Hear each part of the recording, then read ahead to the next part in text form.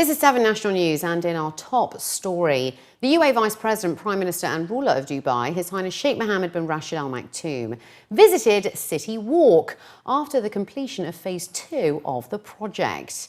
His Highness Sheikh Mohammed congratulated Emirates Holdings staff who developed the project and then toured the development, stretching over an area of 10 million square foot along Safa Street. The ruler of Dubai was accompanied by His Highness Sheikh Maktoum bin Mohammed bin Rashid Al Maktoum, the Deputy Ruler of Dubai, Abdullah Ahmed Al Habai, the Chairman of Emirates Holding Group, and Khalifa Zayed Suleiman, the Head of Dubai's Protocol and Hospitality Department. He examined the unique design of the green buildings and over 200 shops, restaurants, cafes and cinemas, in addition to a 5-star hotel and a Valiant Clinic, which is an outpatient facility. His Highness Sheikh Mohammed also toured the indoor and outdoor parts of the new development, including plaza spaces, a mosque and green areas between around 34 blocks. Al-Habai then briefed His Highness Sheikh Mohammed on the Green Planet, the region's first biodome, recreating the world of a tropical forest with a rich biodiversity of a large number of plants and animals, and also on the indoor children's play area. The two facilities will open during the first half of 2016. His Highness Sheikh Hamdan bin Rashid Al Maktoum, the Deputy Ruler of Dubai and the UAE Minister of Finance, officially opened the 21st edition of Gulf Food today, the world's largest annual food and hospitality trade show, attracting over 5,000 exhibitors from around the world. After a ribbon-cutting ceremony at the Dubai World Trade Center, the Deputy Ruler of Dubai, His Highness Sheikh Hamdan, visited various stands at the exhibition and was also briefed on the participation of many global and regional companies.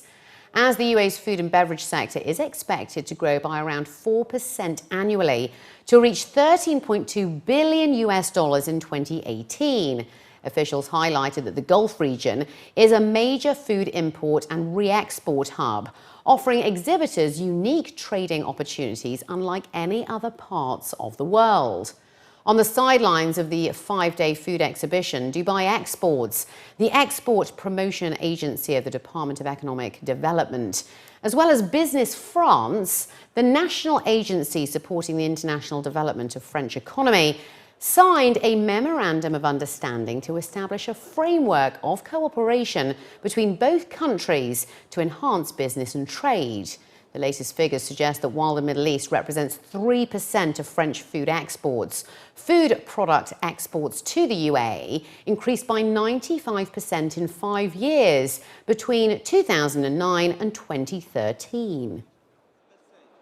We are looking into the European Union as one of the important regions for us. Now, France is actually having a strong variety of tastes over there, strong variety of population, and the variety actually helps our UAE product to reach to that market. So that's why we have today signed an MOU, which was with Business France, a trade promotion organization in France, in order to help our exporter to reach France in a very smooth way, in order to also identify the opportunities within both markets and link our businesses with each other in a very smooth way. This relationship actually will open doors to our exporter to reach to that market. And we usually, when we see a market, we don't look at the market itself, we look at the neighbors of this market. So it's important also to say that France is going to be an access for our exporters and our re-exporter to reach also better markets like Germany, Netherlands, and etc. So you've got here 100 French companies, and you've got exhibitors showing the best of what France can produce with some innovative food and products. And you've got also 1/4 of the exhibitors that are new this year. So we try to renew, to bring new exhibitors, because here in Dubai it's very dynamic market, but it's also a hub for all the region. The French food is an industry, a major one, but it's not a petrified industry.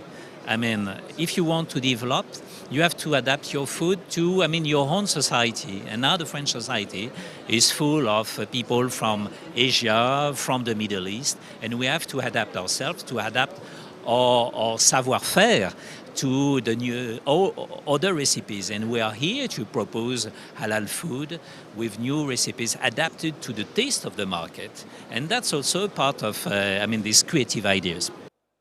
During the exhibition, a range of conferences are also taking place on many topics, including mergers and acquisitions in the halal food market and the role of the food industry in Dubai's vision to be a global hub of the Islamic economy. Some local exhibitors stated that although the region is going through tough times, the show will provide a great platform for exhibitors to explore future business opportunities. Nearly 117 countries, including the UAE and Saudi Arabia, are participating in Gulf food, and it's expected to attract more than 90,000 visitors. We have difficulties to export to some of our most traditional and most important markets, like Sudan, Libya, Syria, Iran, Yemen, because of the current conflicts going on there. And fortunately, we are opening for our production lines, we are opening new markets in Asia and in Europe. And because we have absolutely first-class quality, our products are so far extremely well welcomed in Sweden, in Denmark, in Germany, in Holland, where we are the only ghee that is really up to the standards claimed by these markets.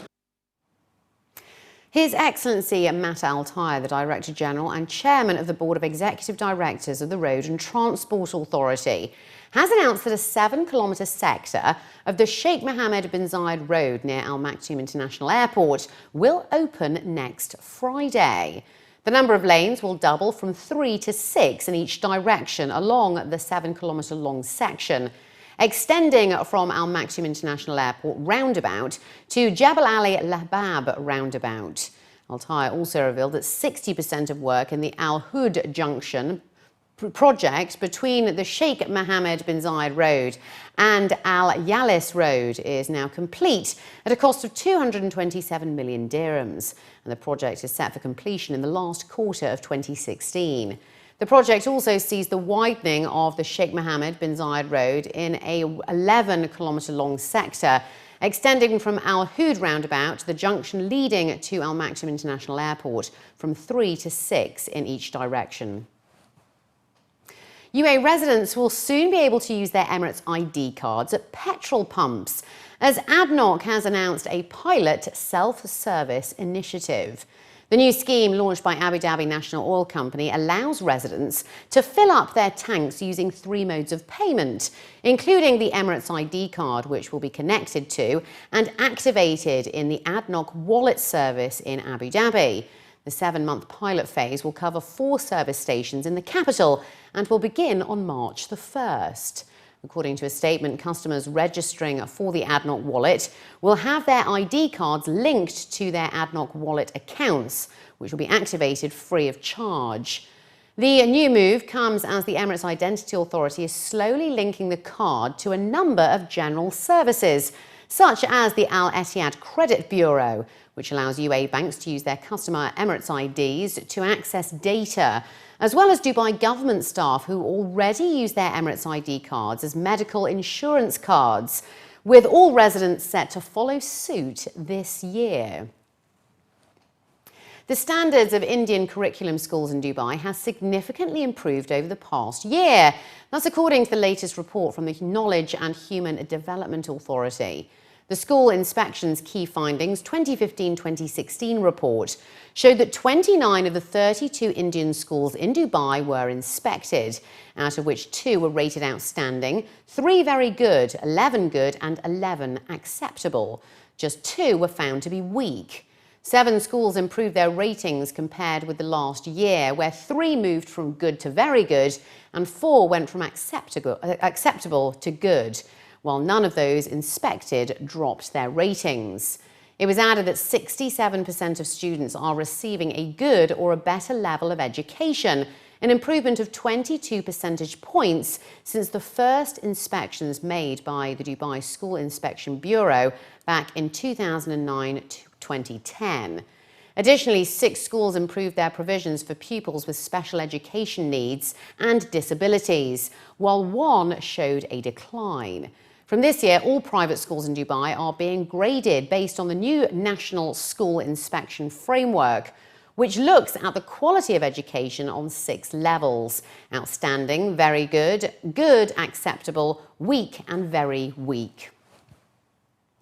After some heated battles during the WTA tournament, Dubai Duty-Free Tennis Championship action continues with the ATP 500 tournament making its return to the Dubai Tennis Stadium.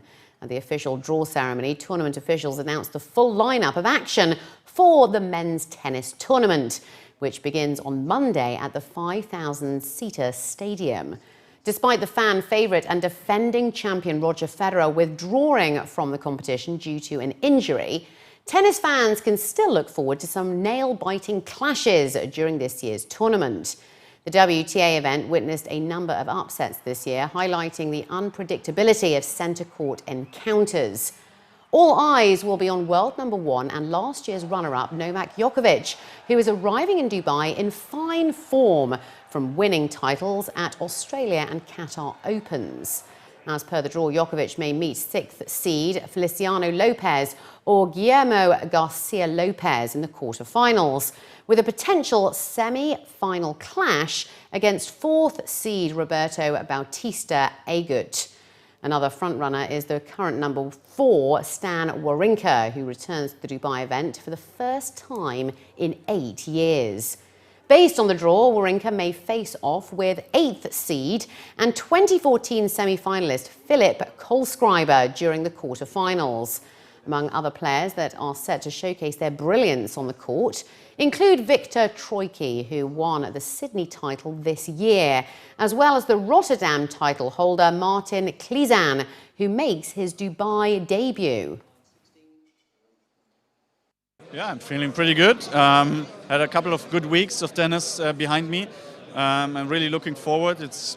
We don't have to talk about the great conditions here, you know, starting from the weather, hotel on site, great gym facility, good court. So I feel very welcomed here. For me, I'm seeded 8. Was a big thing because if he would be in the tournament, I wouldn't be seeded. So it turned out for me quite good. But anyway, there are many good players here. We all want to beat Novak Djokovic, who's since a couple of years now in really great shape. And well, he's of course with Roger in the draw, he will be still the big favorite. I'm playing a tough opponent, Marcus Bagdatis. We all know he can be very difficult to beat when he's playing good, but hopefully I have a lot of confidence. I started a good season, and then I feel if I play good, I have my chance in that match. The start is perfect for me. I'm in top 10 on the race ranking, so it cannot be better.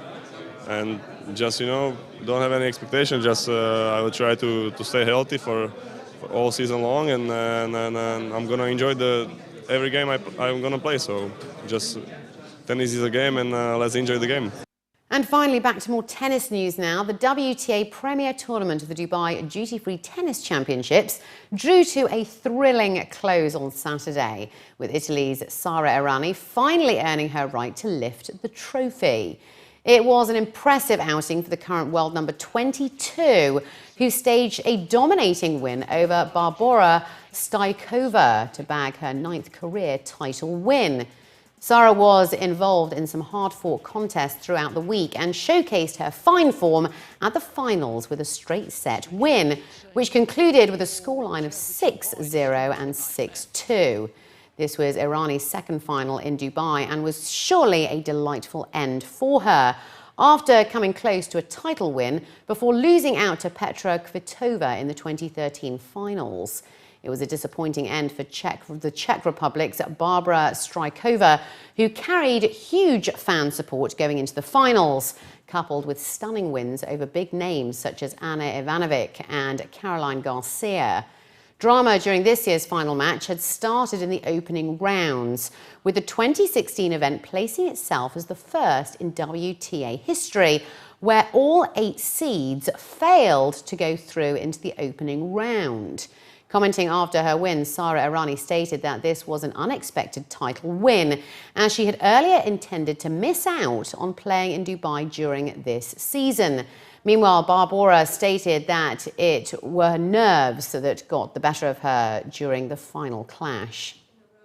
Yes, it's an unexpected tournament to win here, and but of course I'm really happy. And then today I play a great match, and Barbara is a really good player. Every time we play, we had really tough matches, so I'm really happy to win. I was trying to work on my mind to do not think too much that it was a final, just a match, and just try to relax a little bit, because of course when you woke up this morning you are a lot of tension and nervous because you want to win, but just try to think what to do on the court and not too much on the match. A lot of tough matches, even in the first round, first set I was down 5-1, and every match is difficult. Here is unbelievable good tournament, so a lot of good players, so even in the quarter of final was 4-1 down the third set, so really tough moments, but really happy to pass them and won the tournament. I had to work for every point, and but nothing, I really tried everything, and I tried to play harder, faster and slower, and I couldn't put like 4 balls in a row, so that's why I couldn't. Every time it was 30-40, 15-40, and then I couldn't make 4 balls in a row, so that's the key. And in the final, I mean, again, Sara, she's such a player, so I don't know what to tell you, but it's just nothing was working. The audience were great. I mean, they were pushing me all the way through, and they kind of wanted to have the little bit longer final, and it was not happening. But they were standing behind me, and I felt them, and it's always great to have such a support. And here I had so many Czech also fans, so it was really nice.